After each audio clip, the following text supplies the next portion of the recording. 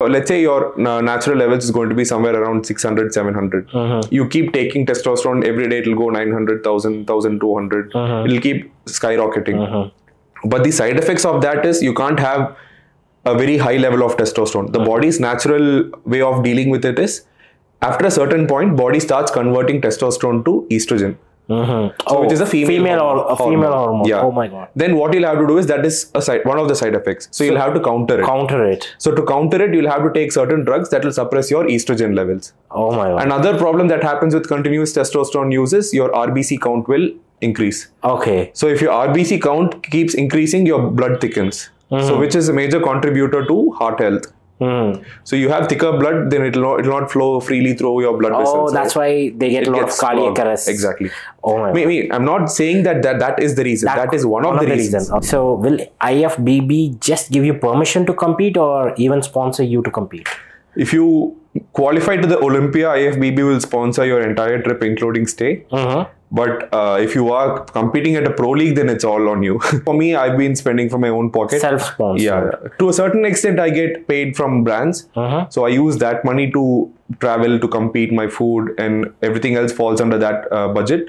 But sometimes it even exceeds. What is the average budget for one event? To compete one event, how much do you just for the travel, stay, registration, it will cost you easily around 1 lakh. 1 lakh. Yeah. So bodybuilding is expensive. It's bloody expensive. So because it's already expensive to train and to get the nutritions. Yeah. On top of that, even to compete, it's very expensive. I'll tell you something shocking. The registration itself costs 30,000 rupees. What? One registration entry cost is 30,000 rupees. And if you want to get yourself tanned at the venue, they'll charge you 7,000 rupees extra. So it's technically most people pay 37,000 rupees. Okay. Then your flight tickets, you need somebody to help you there. So another up and down flight ticket for your supporter. Then your staying expenses. Accommodation. Yeah, easily 1 lakh for one competition. One show. Wow. So have you ever felt that on stage, because you have competed many sports, right? Have you ever felt that, oh, I have been, I should have won? So the last show which I did in Kolkata was one of those times. So my trunk number was 48 and I got the second place. So the person who got first and we were standing together and the entire crowd was shouting 48, but I got the second place. Today I will be conversing with Ashiq Sulaiman, a professional bodybuilder and an amateur Olympia athlete. In today's conversation, we'll be discussing about over abuse of testosterone, the expense to compete one professional bodybuilding contest, and what is whey protein, and what nutrition does Ashiq Sulaiman takes during his prep time. I'm Saravana Bhava, co-founder of TechIS, a global programming school, and I'm a former NDTV journalist. Subscribe to my channel so that you do not miss any future updates. Hi Ashiq. Hi Saravana, how are you? Yeah, I'm very good. So thank you for joining my podcast. So how was your tour? Because you were back to back in Kolkata and Bangalore, you had competitions. Yeah. It was, first show was in Chennai Nationals, then in Mumbai it was Amateur Olympia, then Kolkata for another national show, then back in Bangalore for another national show. So this Amateur Olympia, you said Amateur Olympia. So recently the Olympia is happening, the professional Olympia in US, it held. So is it the same body which governs the US Olympia conducts in India? Yeah, amateur? Exactly. So there are different federations that have these bodybuilding competitions. So IFBB is the world's largest bodybuilding federation. So the world's largest bodybuilding show is the Mr. Olympia show, which you just mentioned. So that's a more professional league. So I am still an amateur. So I still haven't gotten my pro card yet. Okay. So I'll be playing in these amateur leagues. So Amateur Olympia is one of those amateur shows which IFBB conducts, and it happens in different countries every year. And in India, it happens somewhere around November and December in Mumbai. So you mean it's like a pre-trials for professional It's Olympia? not a pre-trial. So what they do is, it's a pro qualifier event. So what they do is they pick gold medalists in different categories. They compare all the gold medalists and then they award pro cards to them. So at Amateur Olympia, they give 3 pro cards for each category. So I fall under men's physique. So there is class A, B, C, D, and it goes on until class H. So there are like 6, 7. within men's physique, there is A to B. Yeah. Or, sorry, A to H. Yeah. So usually how you see bodybuilding competitions is they segregate based on body weight. Yes. So that is open bodybuilding. Open and 212 and That's right. classic and men's physique. So this is my understanding. This is what you see in the actual Olympia show. Yes. And in amateur, there is no 212 or open bodybuilding. There is just bodybuilding. Just bodybuilding. Yeah. Okay. Then there is classic physique. Then there is men's physique. Okay. So what they do is bodybuilding, they segregate based on body weight. So it's 55 to 60, 60 to 65, or it's 10 kilos. I'm not really sure. Then in classic physique, they segregate based on height and weight. So for each height range, they have a weight cap. Oh. Okay. And in men's physique, at this moment for amateurs, they don't have any weight cap. It's completely segregated based on height. Only height. Yeah, it's under 170 to 173 centimeters, 173 to 176. So they segregate based on these height classes. Okay, you come under 180, right? I come under 179. 179. Yeah, which is class E. Okay. So there'll be a gold medalist in class A, B, C, D, E, F until H. So they'll pick all these gold medalists, compare them, and then pick the 3 best physiques and give them a pro card. Okay. So these guys qualify to become a pro. Okay. Then what they'll have to do is they'll have to compete in pro league. Okay. So pro league in India. Not in India. Pro league, you can compete anywhere else. Dubai. Yeah. Even the pro qualifiers, you can compete anywhere in the world. Okay. So once you get the pro card, then you are officially a pro athlete. Then you'll be competing in pro league among other pro athletes. Okay. When you say you can compete, so will IFBB just give you permission to compete or even sponsor you to compete?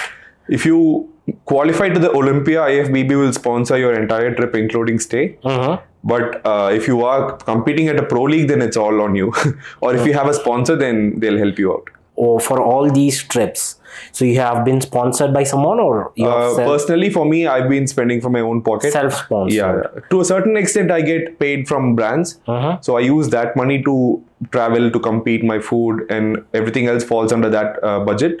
But sometimes it even exceeds. What is the average budget for one event? To compete one event, how much do you just have for the travel, stay, registration, it will cost you easily around 1 lakh. 1 lakh. Yeah. So bodybuilding is expensive. It's bloody expensive. So because it's already expensive to train and to get the nutritions. Yeah. On top of that, even to compete, it's very expensive. I'll tell you something shocking. The registration itself costs 30,000 rupees. What? One registration entry cost is 30,000 rupees. And if you want to get yourself tanned at the venue, they'll charge you 7,000 rupees extra. So it's technically most people pay 37,000 rupees. Okay. Then your flight tickets, you need somebody to help you there. So another up and down flight ticket for your supporter. Then your staying expenses. Accommodation. Yeah, easily 1 lakh for one competition. One show. Wow. So that's. I mean, like amateur Olympia is quite expensive because the people who own the license to conduct the shows here, they'll have to pay a certain royalty to IFBB for using the name Olympia. So that's the reason it's expensive, but most other shows fall somewhere under 10 to 15,000 rupees on average. Yeah. But it's still expensive. Yeah, interesting. Very, very interesting. So how many hours a day do you train? It depends. Least can be somewhere around 1.5 to 2 hours a day. Peak time is where we call it as prep, which is when you start cutting down. Yeah. That time it easily goes somewhere around 4 to 5 hours a day, including the cardio sessions. Wow. I mean, personally, it's like that for me because my body takes a lot of cardio and really low calories to get that stage lean condition. So I do 1 hour of cardio and one weight training session in the morning, and another hour of cardio and one more weight training session in the evening. So easily goes up to 4 to 5 hours a day. So how many meals? Meals somewhere around 7-8 meals. 7 to 8 meals. Yeah. So you wake up in the night and eat and sleep? I don't wake up in the night, but I wake up early. So my routine is like when I'm on prep, I wake up at 6:30. Okay. The first thing I do is hop on my bicycle. Like even before I brush my teeth or do anything else, I hop on my bike. Then is it a home bike? Yeah, it's an indoor spin bike. Okay, okay. If I need any break, I take in between. So because I don't have the time because I have to rush to the office after my... Because you're working, right? You're an iOS developer. Yeah, that's right. Okay, we'll come to the developer part later because I am very curious to know your schedule because you're a working professional and also you're a professional athlete in bodybuilding. So you said morning first thing at 6:30 you wake up and start cycling. Yeah. Cycling for how many minutes? 1 hour straight. 1 hour. Is it like any intensive spinning class? No, it's not intensive. Okay. So I do it at home. It's a slow paced cardio because do my weight training after my cycling session. So I do my cycling, then I get freshened up in the morning, then I do my breakfast, then I go to the gym. What is your first meal? It's mostly eggs. Eggs, Yeah. oats, No shakes? oats mostly. So it depends. So I'll have I do a carb cycle routine. So I'll have 0 carb days, low carb days, and high carb days. So on 0 days it's just eggs. On low and high days I'll have some oats too. Do you cut yellow, or is it only egg whites? Or It depends again. So if my coach gives me some fats along with my diet, I take it. Otherwise it's no. Okay. Yeah. So in the morning routine, it's just eggs and some vegetables. It's mostly just eggs. Just because eggs. yeah. You don't take any shakes or protein. Post workout. Only post workout. Yeah. So post workout, I do 1.5 scoops of shake. Then I carry 1 protein shake to the office and another protein shake in the evening after my weight training session. Okay, so 3 times you take intake protein. That's right. And okay, first meals is at around 8 a.m. Yeah, somewhere around 8 a.m. Okay. When is the second meal? It should be somewhere around 10. Within just 2 hours. So what is the second meal? Second meal is usually I'll have fish and some lettuce and some broccoli. Fish. Yeah. So fish is a very good option. But since we live in Bangalore, which is not a coastal city like Chennai or Mangalore or Mumbai, so finding good fish or fresh fish is difficult. So how do you manage to get? I either buy it from Licious or I know a local vendor who gets fresh fish. So I don't usually go for sea fish because of the same problems you told me. I'll go for river or dam fishes in that case because that's much easier to be sourced in Bangalore. So you don't choose salmon because anyway salmon it's bloody expensive here because it's you get only Atlantic salmon, which is 1,250 rupees for 250 grams. So which is way more expensive than my whole day food expense. So you don't choose salmon. No. Yeah, interesting. Fish along with fish, is there any vegetables or mostly lettuce and broccoli for the very reason it's much easier to cook. So broccoli I'll just boil it and have lettuce I'll just cut it. All these meals you prepare by yourself? Yeah, I do it myself. You don't have your partner or family? I don't depend on anybody because these things have to be done at a certain time. Because bachelors are whining. Already even bachelors are whining. I know I've been in that phase. Wake up, get ready, go to office, come back tired, eat something or order something, order and eat something. Cooking is a dying art or dying practice from Indian households, especially in metro cities like Bangalore, Mumbai, Chennai, because that was Swiggy's motive. Yeah. They want to make kitchens not usable, eradicate kitchens. That's right. So, but you're making your meal all by yourself. Yeah. All 7 or 8 meals is prepared. I prepare everything in one shot. Especially so morning my first meal I cook it and have it right away. Then shakes I'm just going to carry it anyway. It's not a lot of effort. Fish I prepare one meal and have it then and there. Then I prepare for 2 other meals. So I have 2 different varieties of fish. I'll have tilapia and I'll have basa. Is pasha fine because it's like a broiler? I heard. Is it fine? People are worried about the mercury content in it, but what I personally feel is if you look too deep into everything, you can't even eat or drink a glass of water outside. Considering all that, I just prefer eating whole foods. That's the only thing that I look at. Oh, basha is fine. Yeah. Because many people have a concern about basha. Even fish. When I started eating basha, they said, no, basha is grown on a farm and it's been fed with a lot of steroids or the chemicals. It's been... so that's my concern. Okay, basha, you eat a lot of river fish. Yeah. Or then tilapia, I just cook 2 meals and I carry it to the office along with some salad. Then I carry 1 more shake to the office.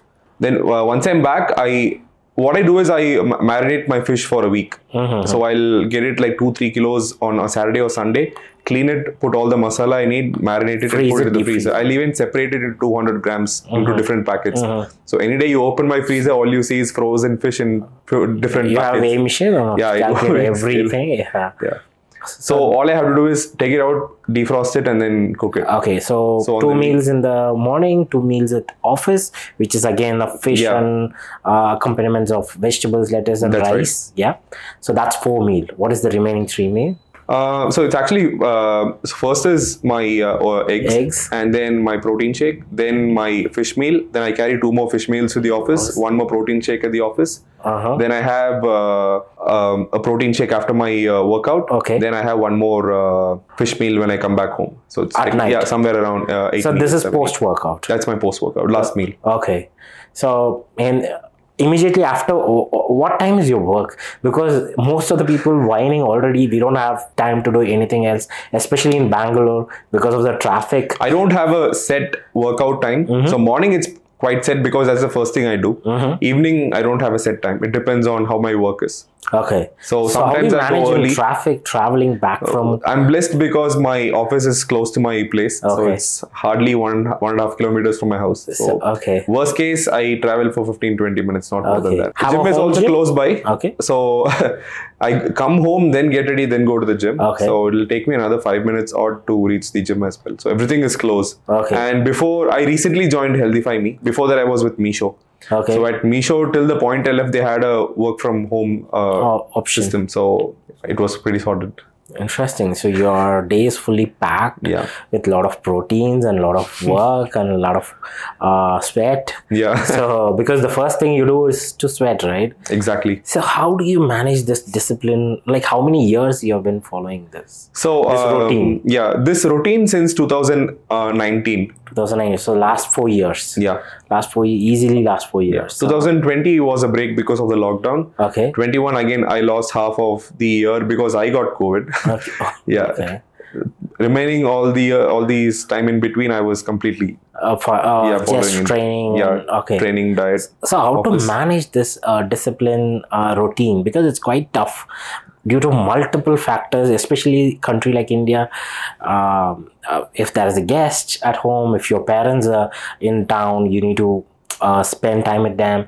Spending time is like eating out or eating home cooked fat rich foods and celebrations, festivals. So how do you manage all this routine in India?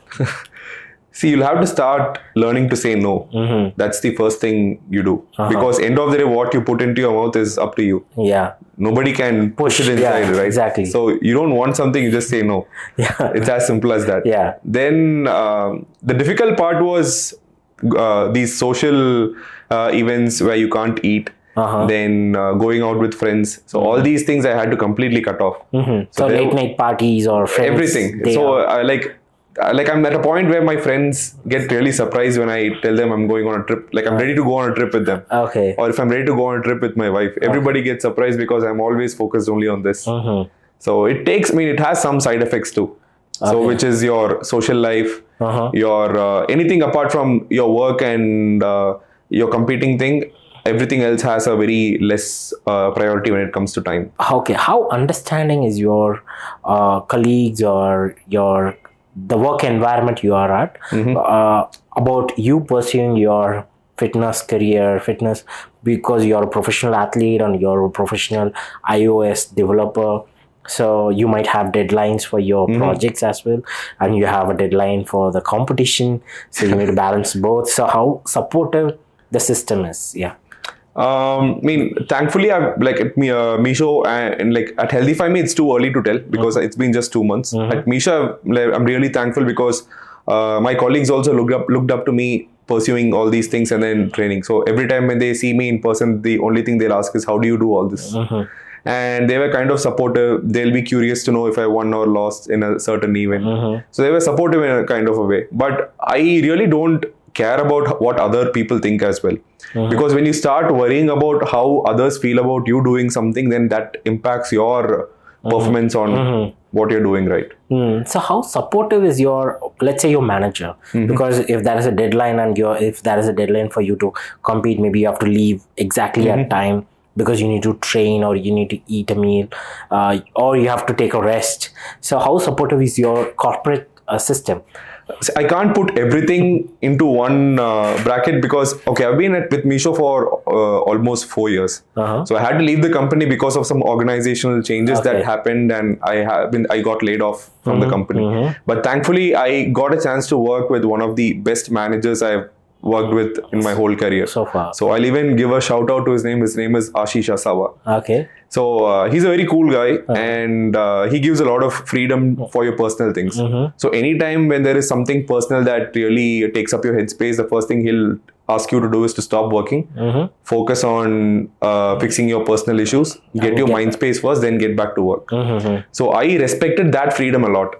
So what I do is when I'm working, I make sure that I give my 100% when I work, so that when I need something, he'll also understand it.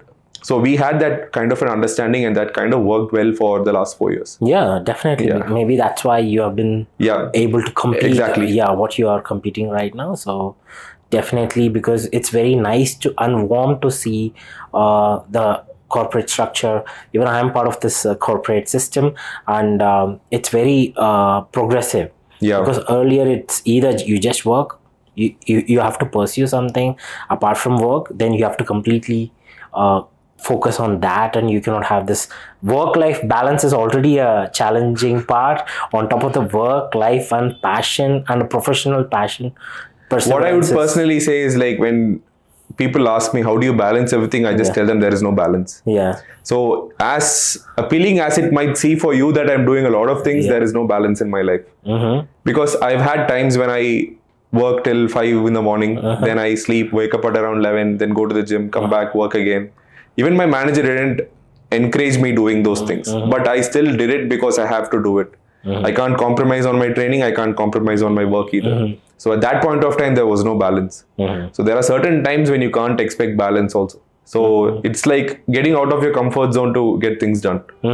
So some people push only when it comes to their work. I have to push it in 2 different verticals. Okay. I have another question, because already you're a developer, you're a professional athlete, you're a married person. On top of that, you're a content creator, right? Yeah. You're a social media influencer, and you run a YouTube channel.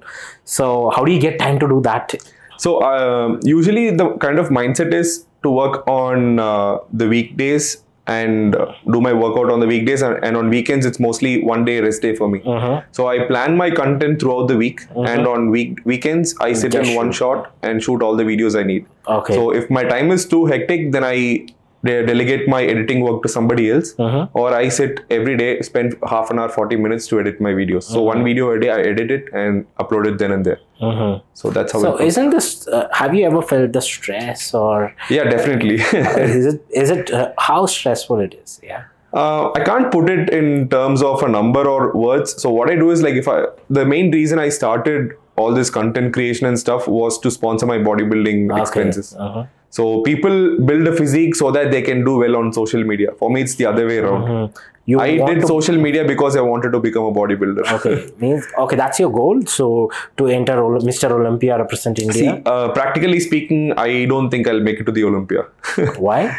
The reason is I'm 30-year-old now. Okay. And I'm still not a pro. Let's say I become a pro in another 2 years, and I'll become a pro in maybe 32 or 33-year-old. And for most people, bodybuilding career ends at around 40-year-old when they're 40.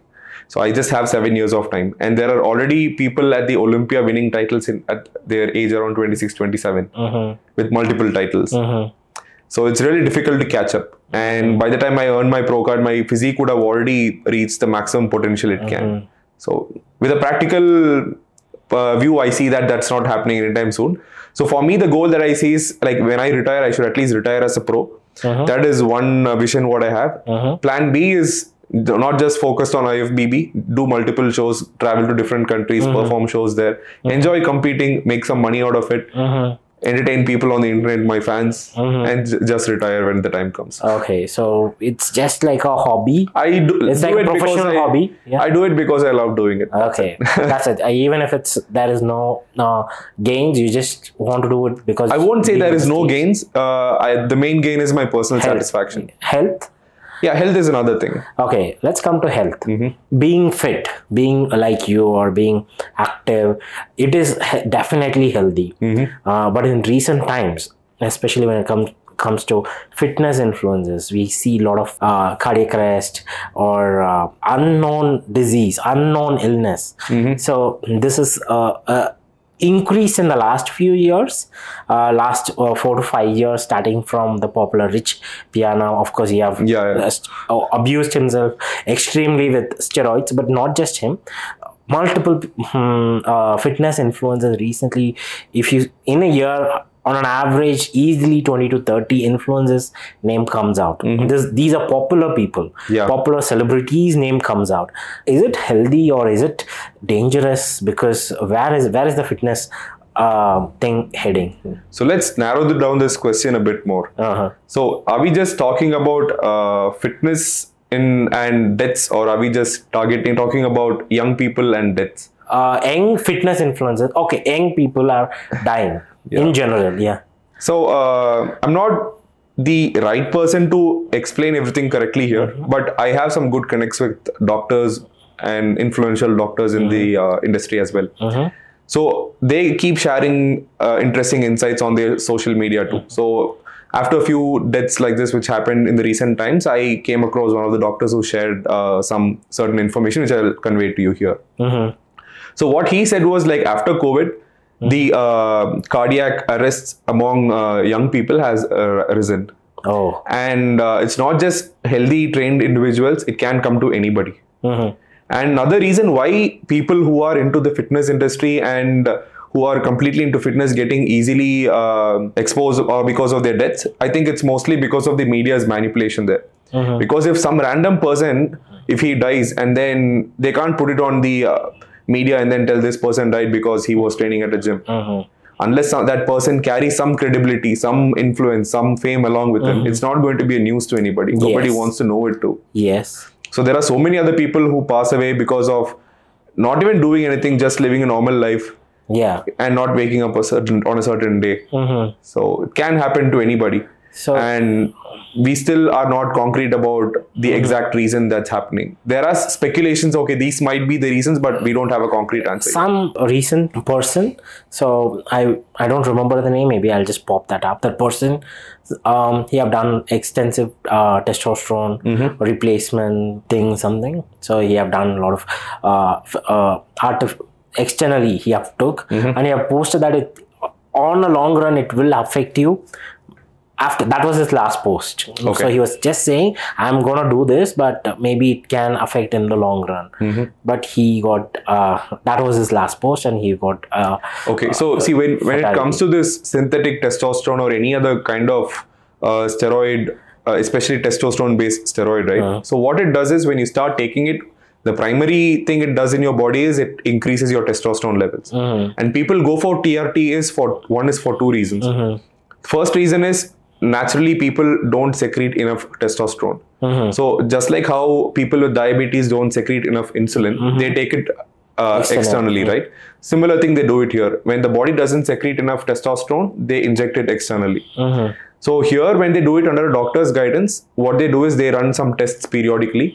Then they see if all their other blood markers are on point, and if something is off, then they medicate it accordingly. But when you do it on your own, then it's like you play with the numbers there.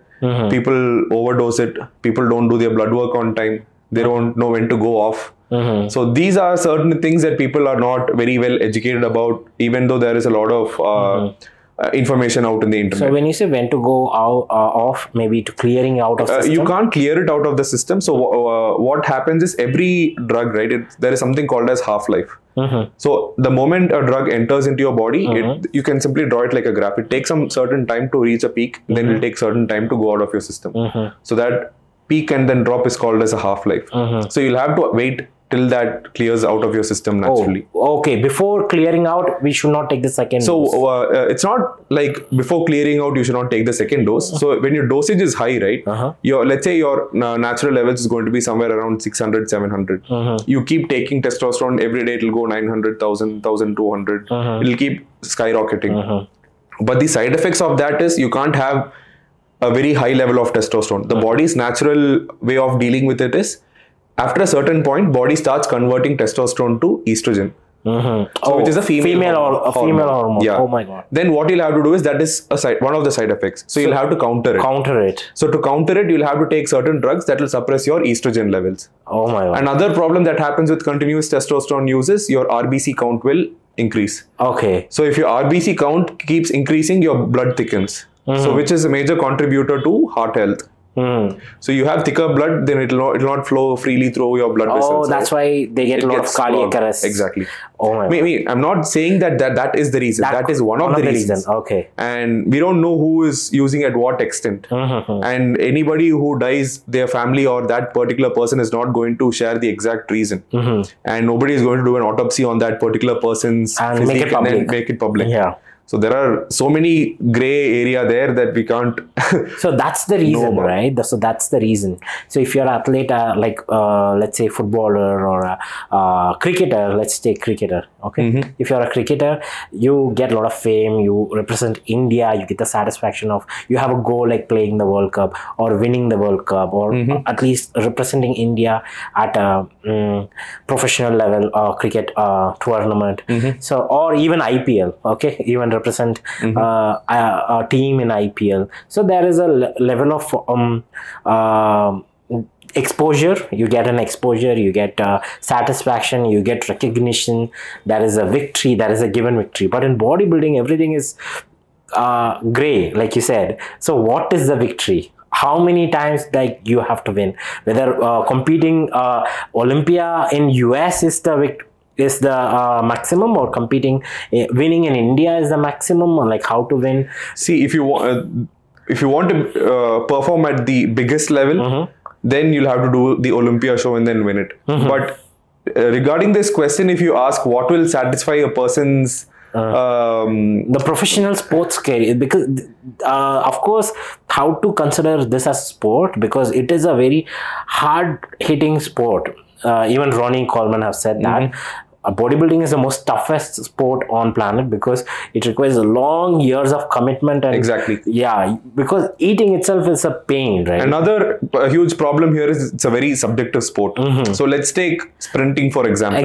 Who is the fastest? Yeah, let's say there is some person who is completing his state level and he has won first. He has done it at around maybe 13 seconds or 12 seconds.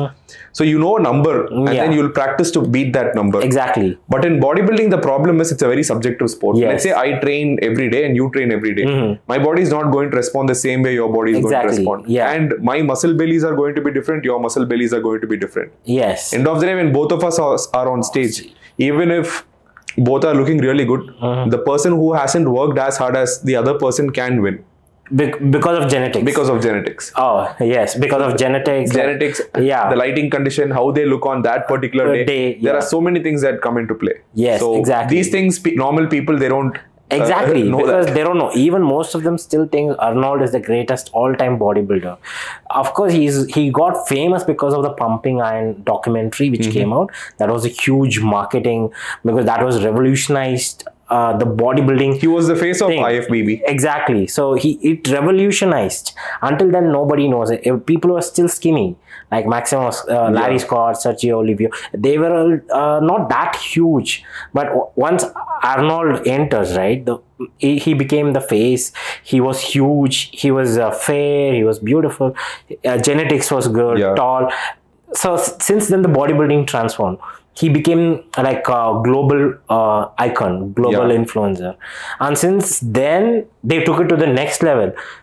It's like becoming who's the biggest bodybuilder ever. Then comes the era of mass monsters. Yes, Lee Hanley, Dorian Yates, Ronnie, Jay Cutler. So all these are huge bodybuilders. But now I see the trend is going backwards. Now classic physique, classic physique have more fans. So it is going back. So how do you see this trend? It's actually a good thing because let's say even though people see bodybuilding as a fitness sport, it's not healthy after a certain point. So let's say person A is a bodybuilder and his body weight is around 100 kilos and he carries a very less body fat percentage. And person B, again 100 kilos, less muscle mass but more body fat percentage. Both of them have an equal risk of getting a heart disease. The problem is your heart has to beat a lot to pull you around because you are 100 kilos, not 70 kilos. Let's say you take a Maruti 800 engine and put inside a Fortuner. The engine will definitely struggle because it's built for a small machine, right? The same thing goes to your heart. You can't be 120 kgs all muscle and then say I'm healthy. Even if you're 120 kilos and you're all muscle and less body fat percentage, you're still heavy. Your BP will always be high. I've been at that point, experienced those effects of having high BP, and I'm definitely not going to that point again. Because before I cut down for this show, I was somewhere around 107 kilos. I'll always be gasping. I can't even climb one floor stairs up. I can't bend down and tie my shoelace. I'll run out of breath. So it was that bad. So the risks are there for bodybuilding, but when it comes to classic physique, people are still heavy, but comparatively they are not as heavy as these bodybuilders. They're not 130 kilos on stage, so it's they're somewhere around 110, so it's much lesser. Men's physique, it's even better because on stage people are around 90 kilos, so it's still manageable. So why do you think India have a lot of variety bodybuilders? We have tall, short, dark skin, fair, extremely fair. So we have a lot of variety of cultural heritage India has, and we have produced a lot of fantastic physique people, or even for films or Bollywood. So it is there.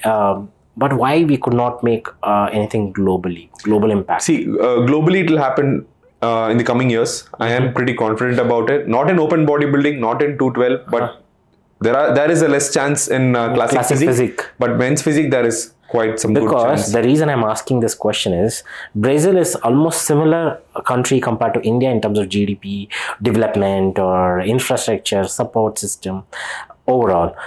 There is this guy, Dino Ramon Dino. Yeah. So he's a Brazilian. He's a Brazilian. Yeah. So this is the first time I'm seeing a Brazilian coming up and almost winning the tournament. Of course, he took the second place this year, but he have made it there. So India is a similar country to Brazil. Like it's not the first world country; it's even the second world country. They were able to produce. So where do we lack? Yeah. See, you're thinking in terms of economics. Yeah. And economics does not have a huge role in bodybuilding. It totally comes on how your genes are, how the body is, right?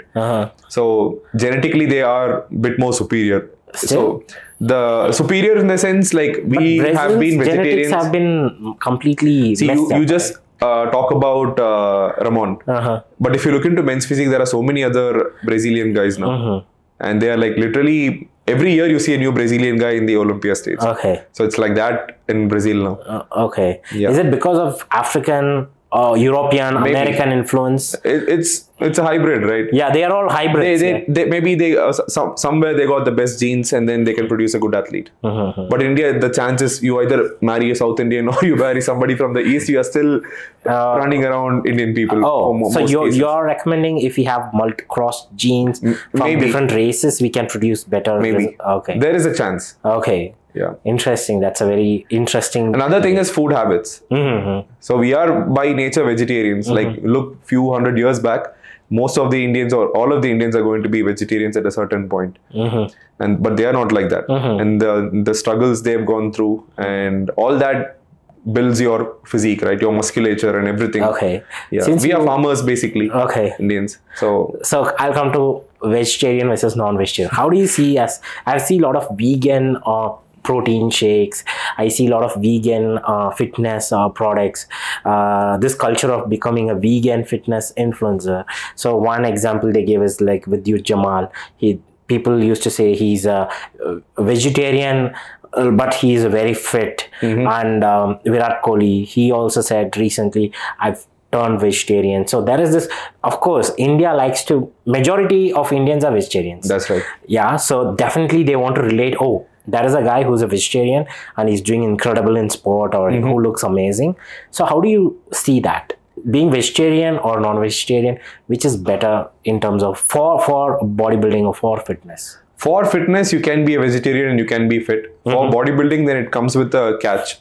So the person who is coaching me, his name is Murtuza Rashid. So he's one of the best coaches I've ever seen in India, and he is currently coaching a lot of good athletes around the country. So when I went to Mumbai, there was another athlete from our team who came there, and he was a complete vegetarian. And you'd be shocked if I tell you what his diet was when he was on his cutting phase. It was just 12 scoops of whey protein and some vegetables. That's it. That's it. Because he's a vegetarian and he can't eat anything. So he have to over abuse himself with just protein. So it's not over abusing. He just have to meet his requirements, protein intake requirements, just through whey protein. So is it vegan protein? Because even there is. No, he was not a vegan. He's a vegetarian. Okay, He doesn't eat eggs. Okay. So around 12 scoops of whey protein a day and vegetables. That's it. Okay. So I want to break a myth. I know what is a whey protein, but I want to hear from your mouth because you are the right person to explain it. When I was working in Mumbai some years back, so I asked my colleague. So we had this discussion about protein because I used to take some whey protein. I asked, do you know what is this? What is whey protein made of? Can you guess the answer? What they might have said? They said it's made of some flour. No, they said it's a dried up animal bone, like a buffalo or a cow. It's a bone. It is the dust of a bone. This was the kind of an awareness what they had. What is whey protein? They thought it is an animal bone powder. So okay, let us know what is whey protein. It's basically a milk byproduct. Yes. So anything that's left over after making paneer, the water that you have, it's the dried up and powdered version. Exactly. To put it in the simplest form. Yes.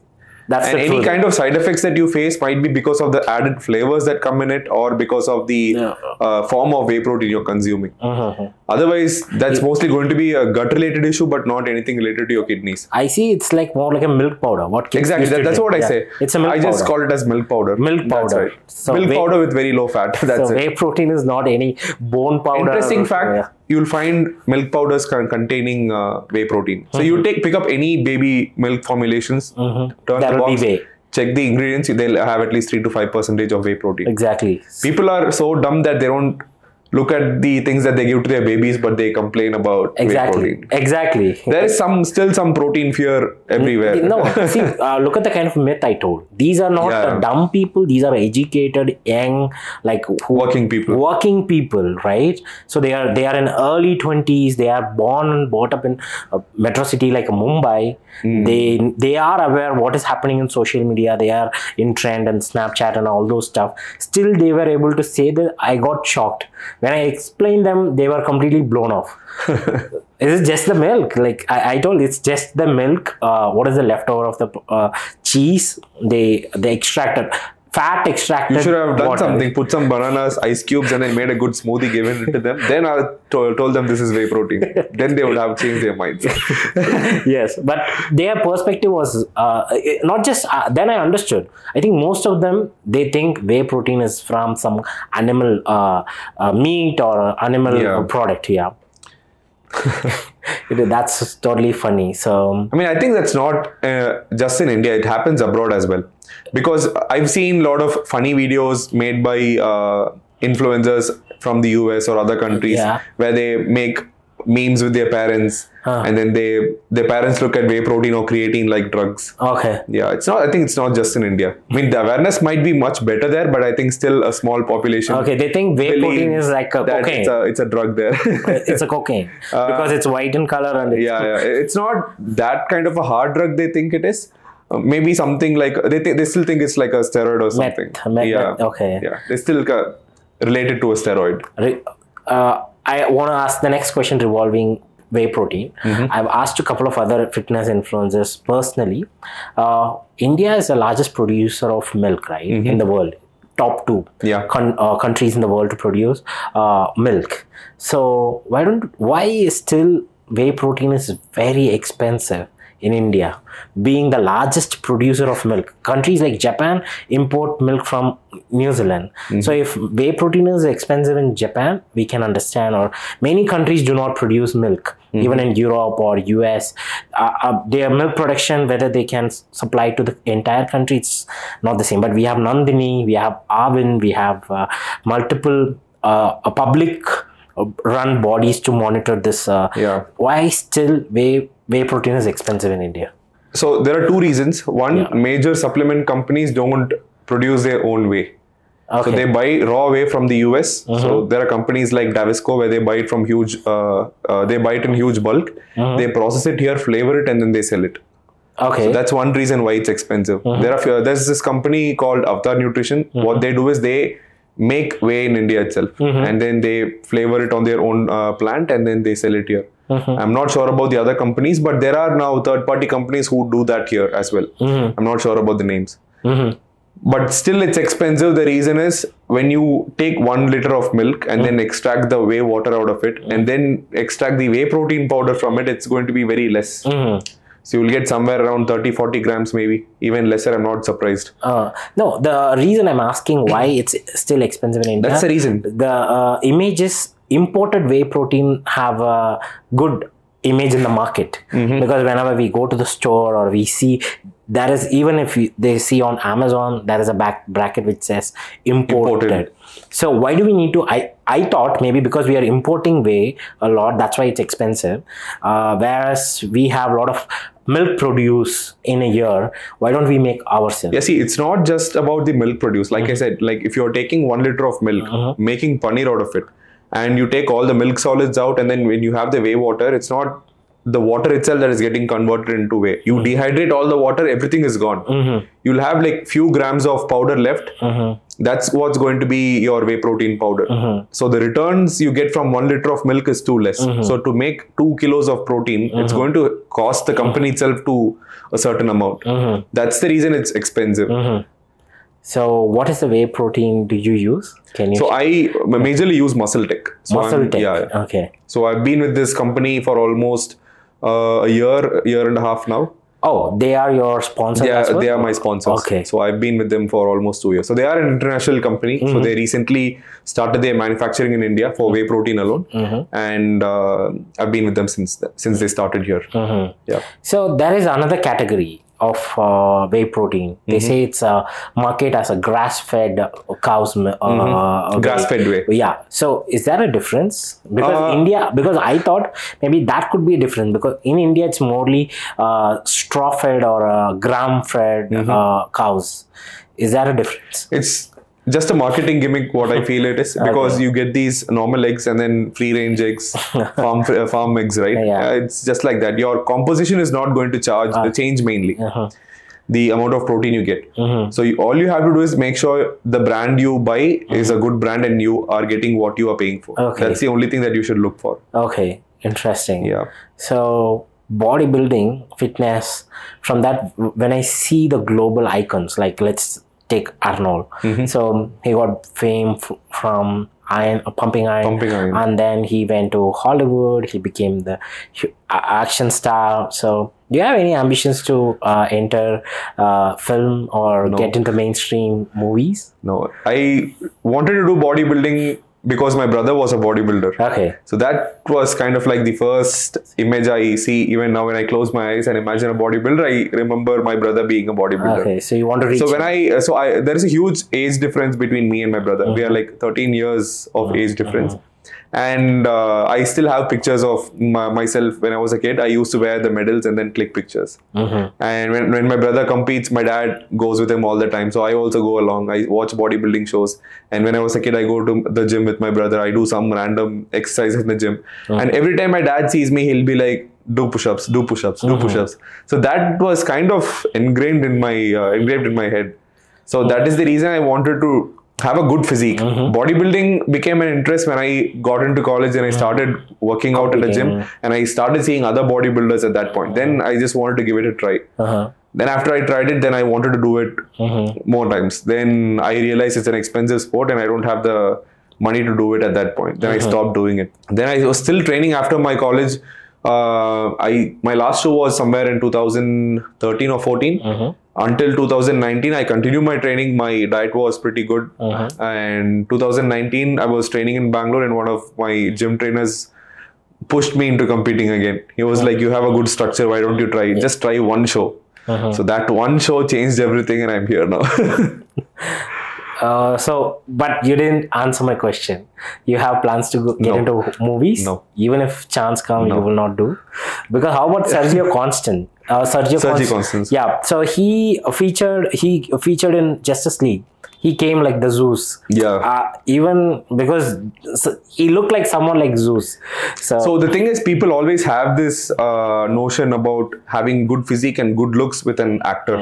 But acting is a completely different career. It's an art form. You can't simply get there because you want to be on the big screen or it looks appealing. It takes in a lot of effort. I realized this because I did some modeling and stuff when I was in college to make some money, and a friend of mine was in Viscom, so he helped me out.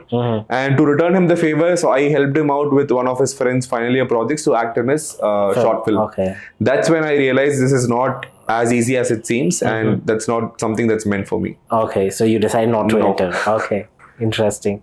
I'm an athlete and my goal is to create a mark in the Indian fitness industry. So that is what I'm planning to do. Okay. So this is very curious question for me.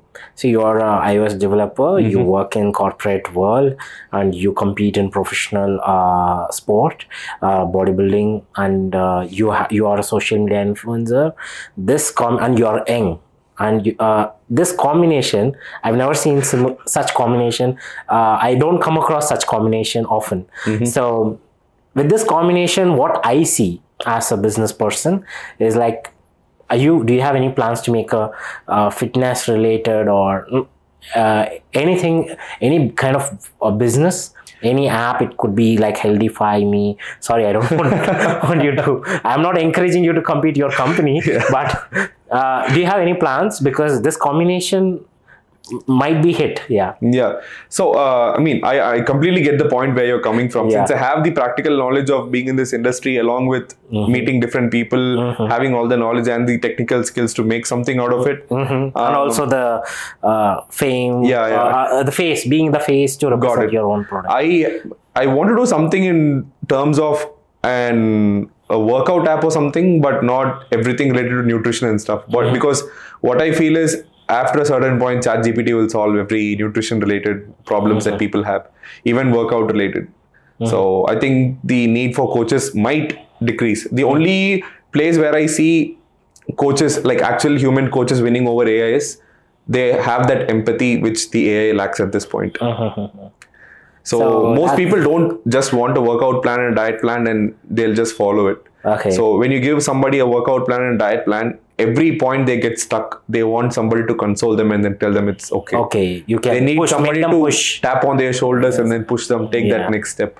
So that is something only a human can do at this point. That's very ironic because yesterday I had a guest. He makes devices. It's like a sports monitoring supportive devices. It's like a gadget, not like an Apple Watch, but a smaller gadget. You just need to strap on your arm, shoulder, back. Even if you are playing golf, you need to fit it on the golf stick. So it tracks all your motion and it trains. The app will train you. So after every hit, you check the app, mobile app. So it will let you know all the data, and it will correct, including your posture, including the swing motion. It corrects you in that way. So he said it's better than human, better than naked eye. He didn't say it's better than human. He said it's better than naked eye because it can see things which naked eye could not see.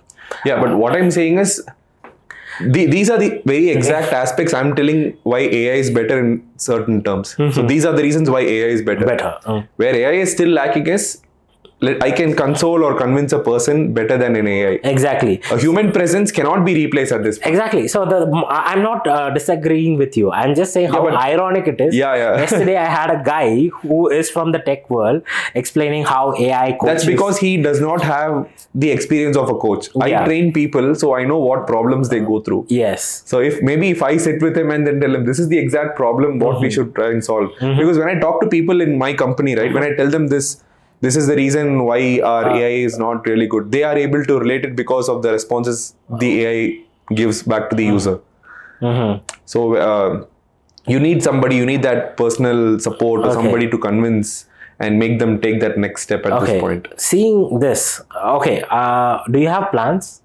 Not right now, but yeah, in terms of working out, making a person to improve in terms of workout aspects, I do have a plan. I even started making a small POC, but then it got backtracked because of my competing plans came in between. Maybe now that I'm done for a while now, I'll start Focus working on on entrepreneurship also as well, right? Yeah. Like, yeah, why not? Because you're an engineer, entrepreneur, fitness. So it's mostly going to be a free workout tracking app initially. Then I'll see how it goes from there. Then decide what can be done further. Great. Because calorie tracking, there are so many other applications that already do, and they are doing really well. And I think it's already in a very good state at this point. So adding an USP to it, I don't see anything at this point. So maybe if I see any USP, then I'll give it a shot. Yeah.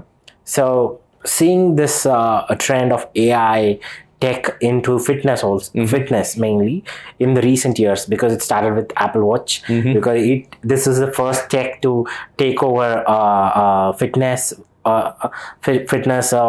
sports. Yeah, so they started monitoring all your activities, tracking, walking, calories, motions, heart rate, all for all the data the watch solved. With that came the fitness apps, Apple's own dedicated app, or Nike's fitness run app. So how do you see this trend of tech taking over? You already mentioned the empathy thing, which it lacks, but it is taking over by storm. It's taking in large. Many people are now dependent on these kind of apps. Exactly. See, even I was an active Apple Watch user back in 2000. I mean, when the Series 4 came out, I was the first person to buy an Apple Watch from Bangalore. So I'm a mad Apple fanboy. That's another reason why I'm an iOS app developer. So I used to track every single workout. I used to challenge all my friends every day, beat everybody else. So that was kind of, it was giving me a really good feeling that I was beating everybody else and there was nobody else to beat me, because I'm into bodybuilding, right? I'll have anyways 1 hour of cardio every day and then do my weight training session. My calories will be off the charts, like 3,000 close to anybody else. Yeah. So, but the problem is after a certain point, right, you start thinking only about that.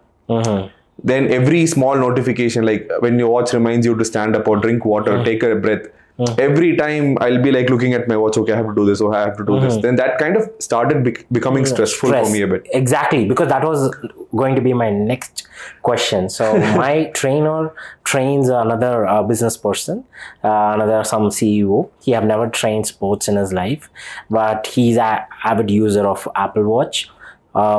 He is constantly stressed even during workout because of the heart rate. Every time it goes beyond 160, he's stressed too much and he sit down and takes 10 minutes break.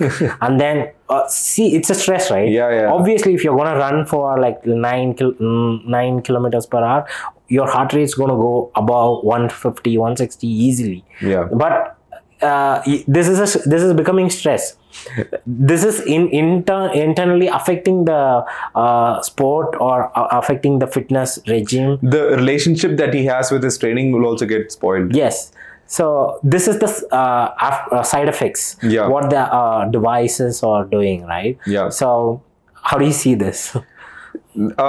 First, they usually say the lesser you know, the better it is. Yes. So it's actually good in a way. The lesser you know, it's actually good. Yeah. And it's not just a watch. Let's say you are taking a complete blood test. You're getting all the health markers checked and everything once in a while.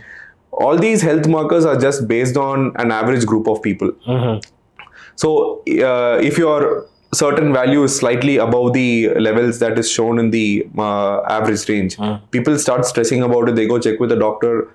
I mean, checking with the doctor is actually good. You get to rule out if there is something bad. But the thing is, like, you start stressing over even if there is nothing serious in many cases. Exactly. Because all these values are based on an average number. Exactly. There are people who have certain values really high and they are completely healthy. Exactly. Because we are humans, right? My arm length is going to be different than your arm length. Yes. My eyesight power is going to be weight than yours. Similarly, it's going to be for your internal organs as well. Yes. You can't have an very perfect human body and then call it healthy. So everybody has a certain values high, they'll have certain values less. For me personally, my lymphocyte count is always on the higher side. So it's not something that I have to worry about. I understood that it's always going to be like this and not worry about it too much. So it's okay to know that certain things are happening in your body, but then be ignorant about it sometimes. Okay. Okay. Just ignore it. Interesting. So, which is the paradise for India in terms of bodybuilding? Which city or which state is, oh, this is the paradise for If you want to really thrive in bodybuilding, go to Mumbai or Delhi. Okay. They are crazy. They treat bodybuilders like gods, literally celebrities there. Because I've seen bodybuilders who are pros here in the south who struggle to get recognition or don't have enough recognition here. When they go to Mumbai, they are literally treated like celebrities there. So it's not that everybody wants to be treated like a celebrity. It's kind of getting recognized for the effort you put into the sport. So it actually feels good when you do something, put so much blood and sweat into it, and then when people recognize it, they don't even have to pay you money. Like just tapping on your shoulder and tell you like, bro, you have done this awesome job. Keep doing what you're doing. That actually has a huge impact on the athlete's performance and what he's going to do next. So that motivates him to keep pushing. Keep pushing. That's right. And I mean, not just that. So let's say, I mean, like people in the south are struggling to get a lot of recognition because of the language barrier. People in Bangalore might be able to speak Hindi fluently, but people from Tamil Nadu or people from Kerala, they still are a bit backward when it comes to speaking Hindi. Maybe even Kerala, I think they are quite fluent in Hindi, but in Tamil Nadu, it's still difficult for many people to speak Hindi. Is that a barrier even now? It's still a barrier even now. How? Because bodybuilding is an individual sport, right? It's not a team sport. The thing is, yeah, that's exactly the point. So it's an expensive sport. So you have a very good physique, you have a good following on social media, you have fans, people treat you like celebrities when you go to Mumbai, but if you can't speak in Hindi, how will brands approach you to promote their products so that they can pay you? So that's the kind of barrier that comes when you compete from the south. Exactly. Makes sense. Yeah. So who is your all-time favorite icon or bodybuilder who you look upon? I always like Arnold, one of my favorites. And in classic physique, I like Chris Bumstead. Always been a favorite. Recent times, I even started liking Ramon Dino. Yeah, because that guy's and in men's physique since 2012-13, I watched this video called best physiques of 2013 or something. That's the first time I saw Ryan Terry. I still remember my training partner and we took that video and showed to my gym master, and then we were like, we want to build a physique like this guy. So back in 2013, he was very lean. Chris Bumstead? No, Ryan Terry. Okay. He's the one who won Mr. Olympia for men's physique this year. Okay. Yeah. Interesting. So I love his structure and how his physique flows. So, okay. So does the sport, of course, whatever the sport we choose at a very young age, sets the frame or sets the structure for your body, right? It does. What sport did you do in your school? I've played a lot of sports in my school days. Yeah. I've been a part of my school's basketball team for a year. Then I played football for 1.5 years or something. This was outside school. Football was outside school. I took a summer camp and I played outside school for almost 1.5 years, and I picked it up really well, but because of my 10th exams, I had to stop playing because my teammates also were not playing at that point, so I didn't have the chance to go out and play. And after that, I was into cycling for 2 years. I did zonals and I won 2 district level shows. Is it indoor or outdoor cycling? Outdoor cycling. Outdoor cycling, yeah. Okay. So cycling was a part. Then after I joined college, it was all bodybuilding, gymming and bodybuilding. So you are like that one decathlon athlete who can do multiple events. See, I won't call it that way. I'll just call myself a bodybuilder at this point, because what I've realized is people injure themselves because of this very reason. Let's say they played football for 2 years or 3 years back in school, then they wouldn't even have touched football with their feet for maybe 6-7 years. Then when they go to the office, they'll be like, hey, come on, let's go to the turf and play football. And then they'll go play fives, and then they'll either tear their ligament or something, and then that will be a problem for them. The main reason is your body is not exposed to that kind of stress or agility for a very long time.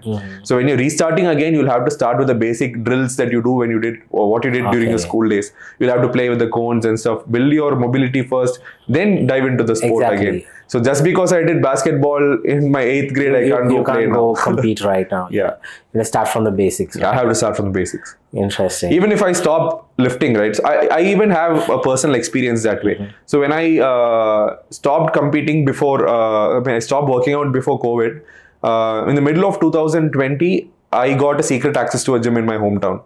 So me and 2 of my friends, we would take the car early morning, go to the gym, train, and then come back before the Actual gym opens? No, the gym won't open at all. It was limited access only for 3 of us.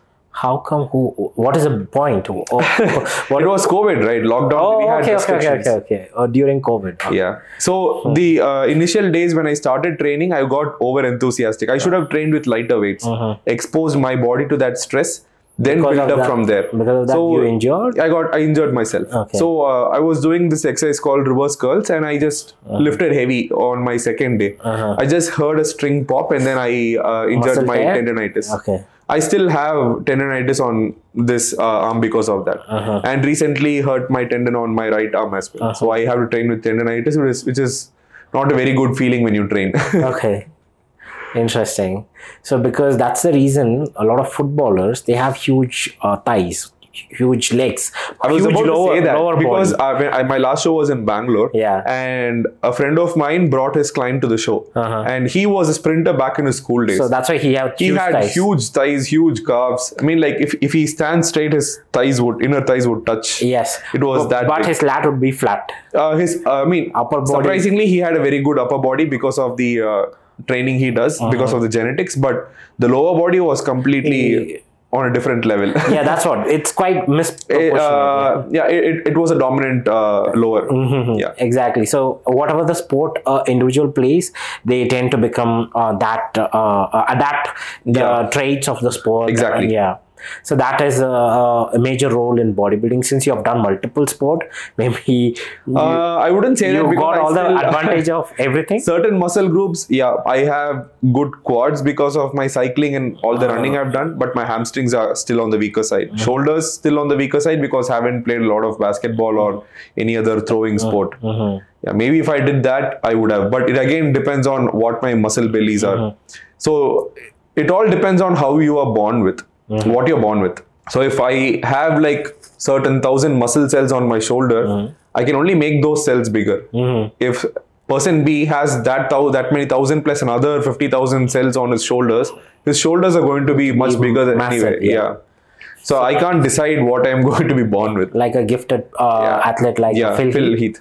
That's why he's called the gift. Yes, he's the most gifted, right? Like he played professional basketball in his high school, and then he retired, and then he got into bodybuilding. He's such a when I first saw him on the Generation Iron 2 movie, so I saw him like a statue.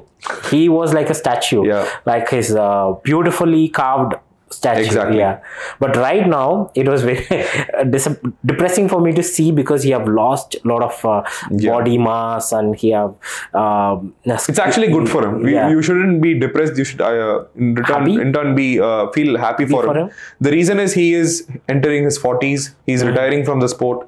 He has to focus more on his health and his business and running his family instead of being just or he will end up like Ronnie Coleman. Not like Ronnie Coleman. The reason is Ronnie Coleman had so many other injuries and hip replacements in his past. So that's the reason why he is like that at this point. I'd call Jay Cutler a very smart bodybuilder because he knew when to come out of the competing career. So, he still maintains a really good physique. Has built a business kingdom. So I was about to say Jay Cutler. Look at Phil Heath beat Jay Cutler, right, in 2011. Now when we compare Jay Cutler and Phil Heath now, Jay Cutler looks much better. He's still in shape. He's still having that mass. He's hard. But that's the Jay Cutler is a very beautiful bodybuilder. But the thing is, age will catch up with Phil also because Jay is a bit older than Phil. So when age catches up with Phil will also become much leaner like Jay. Interesting. A lot of bodybuilding related talks. I hope people might understand or might find it useful or interesting. I think they'll find it difficult with the names because so many unfamiliar names. Did we use a lot of technical terms? No, not. We just involved so many bodybuilding names inside. Because even I'm a fan of, I'm following since my high school. So I'm very fascinated. I'm also from the sports background. So I'm very fascinated with these things. Like anybody from the sports field would relate to this. Yes. Interesting. Definitely your fans are all followers. Most of my followers follow bodybuilding. Sports person. So in India, is there any bodybuilder who do you appreciate or recognize? Like, see, I appreciate every single bodybuilder who is on the stage. Okay, how would you look upon? Like, you really admire someone? Any fitness influencer? That's the reason I can't tell you, because I know how much effort I put in to be where I am right now. And there are so many other people who have achieved what I haven't achieved yet, and they are at a higher level. And for somebody to be there, it would have taken serious amount of blood, sweat to be that, to be there, right? So anybody who is even winning a district level show, I owe some respect to them, because I know the kind of effort and stress they would have gone through. And it's not easy for so many, because I would still call myself lucky because of the instant, not instant, because of the social media fame I have and the financial support I got from the social media and also and my job as well. But there are so many other people who do a full-time sales job, or they completely depend on their full-time job to do bodybuilding, or they go train other people, make money out of it, and then support their family, and then do bodybuilding. This life is really difficult. Being a trainer and being a bodybuilder is and they still manage to do it. So I still look upon those guys and then feel myself as a lucky bodybuilder when I see people like them. Exactly. So that's the reason I can't pick one. Okay. Because this question I wanted to ask, why I asked this specific question. In India, not just in India, in general, bodybuilding points system, right? People don't understand the bodybuilding point system. I heard it's a negative mark. It is a negative marking. It's the reverse marking. It doesn't go in reverse. It goes in the. It doesn't go in negative. It goes in reverse. The higher points you are on the lower end. The lower points you are on the higher end. It's something like that. Okay. I haven't looked into any scorecards till now, but I am assuming it's that way. Okay, that's the way. So because of that, there is a lot of favoritism. There is a lot of organized or there is no accountability for declaring a winner, right? Because it's like and everyone wants to see a knockout. No one wants to see points by winning by points is no one wants to see that. But bodybuilding is a sport which is won by points, and that point is very, very subjective. Exactly. So because of that, recently it's again from social media, bodybuilder named Arvind Spartacus. So he was there is a buzz around him. It's a controversy, right? So people said he's supposed to win, but he was brought down from the stage due to some weight category or the different class he's at. How do you see this trend? So these are two separate questions. We'll talk about Arvind's controversy second. So the first thing I'll tell you about how these judging works. Like you said, this is a very subjective sport. Let's say you and I sit on a judging panel. What I see beautiful need not be beautiful for you as well. So if I find person A has a really good back, you might find person B's back much better for certain reasons. That's the very reason why this sport is subjective. So when it comes to classes like bodybuilding or classic physique, people judge based on poses. So pose A, there is 7 compulsory poses for bodybuilding, and for each pose they just consider the muscles that are visible for each athlete, and then they write points based on that. So the judging is much more clearer there. But when it comes to men's physique, it's very tricky because there is no set rules for judging. They say we look at aesthetics. So what is the definition of aesthetic they look at? Whether it's the abs or the shoulders or the arms. They say we need a weight taper. They say we need an X frame. They say we need sculpted abs. They say we need size, but not too much size. We need shredded, not too grainy. So you don't know what the exact expectation is. What is there is no benchmark, right? Exactly. So what and another thing is this criteria is for IFBB. For IBBF, the criteria is slightly different. If you are as big as a men's physique athlete in your IBBF shows, you will be marked down because you are bigger. Okay. But if you are lean and grainy as you are in the IBBF shows in your IFBB shows, you are marked down. You are marked down because you are too grainy and you don't have size. So they expect some kind of a softness. For this, you will need some experience in playing around in different leagues, and you need some guidance under a good coach who has trained multiple people in different leagues. Have you ever felt that on stage, because you have competed many sports, right? Have you ever felt that, oh, I should have won, or not just you, your coach or your fans? Or so the last show which I did in Kolkata was one of those times. So my trunk number was 48 and I got the second place. So the person who got first and we were standing together and the entire crowd was shouting 48, but I got the second place. Exactly. So this is what I was supposed to, I was asking. Yeah. See, there are, I knew that like I was expecting to be first, but I didn't know that I will get first, because I understand this sport is subjective and I am this kind of a person who always takes things sportively when it comes to judgment in bodybuilding, because I know it's a very subjective sport. To me, winning first or winning second doesn't make a huge difference in how I approach the sport.